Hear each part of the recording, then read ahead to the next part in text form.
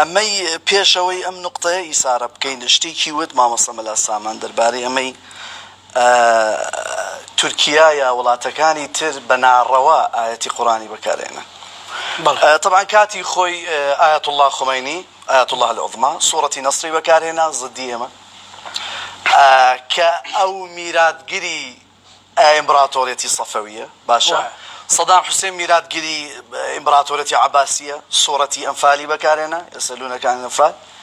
أردوغانيش سورة فتح بكارهنا كميراد جري دولة عثمانية ضد كرد باش كرديش سورة فاتحة بكارهنا بۆ گریان و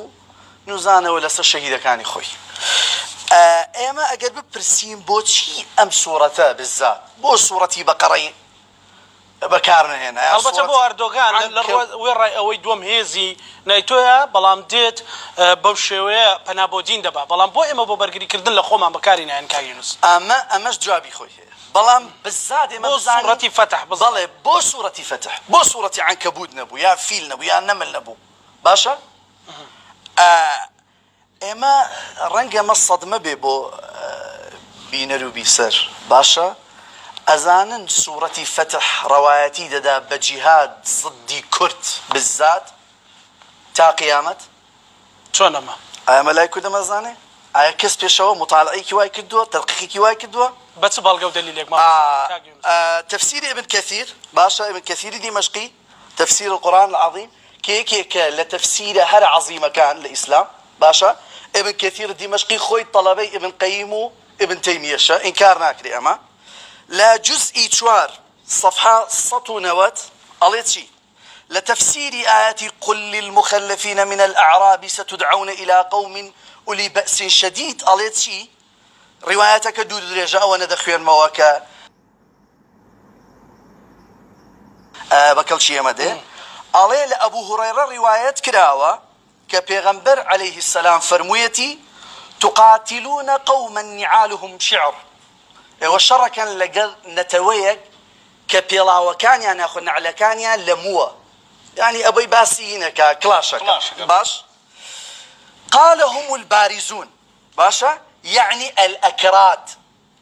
وقوله تعالى تقاتلونهم أو يسلمون معناه شيء وآيته والشر يعني لقل ده كان الله يعني شرع لكم جهادهم وقتالهم خوا الشرع كدوا كيوا شر لقل وبقى اما لهستي عروبه نه اون دي لهستي اسلامي سروني ذاك ما بله فتواني هستي عروبه زياتر نكستي فلا يزال آيتك طاوكين آيتك قطعنك فلا يزال ذلك مستمرا عليهم دبي الشر تزنق ضدي كرد بردوان به باشا ولكم النصرة ونصرتيش لبو ايوه جاك تركيا مفتيه كي هاتو اردوغانش قرآن خوينه طبعا ايبين باشا لنوت هزار مزقود ام سورة دخويني اما اصلا كي ليه هاتو لا يزال او تفسيرا ملانية لكردستان امين به وبعظيم نزانه باشا اما هستي عروبه نينو سيوا لبشتينيا نك هستي ديني كاغ يونس اما اگر هستي عروبش بو بالذات كرد من بادله اثباتم كجائزه انساني كرد بكردينو يشبكا تو كسيج ناتو اي بليوانيه باشا كسيج غيرتي او ناغري بلي خوا كردي تيناغا يا خوا كردي نازانه باشا كرديانه الله شلون الى بعربي بيكي يعني نوكو ملايكو دياك بان خوازي كرد طبعا اغلبيه ظلم نكهموي ملاي متصوفي زور نوراني باش مان هي وكردواري مان هي بلام زور بيان اصلا ننايكن مانعش لوي كسيك باجتهادك زور باشا ماموسا ملا محمد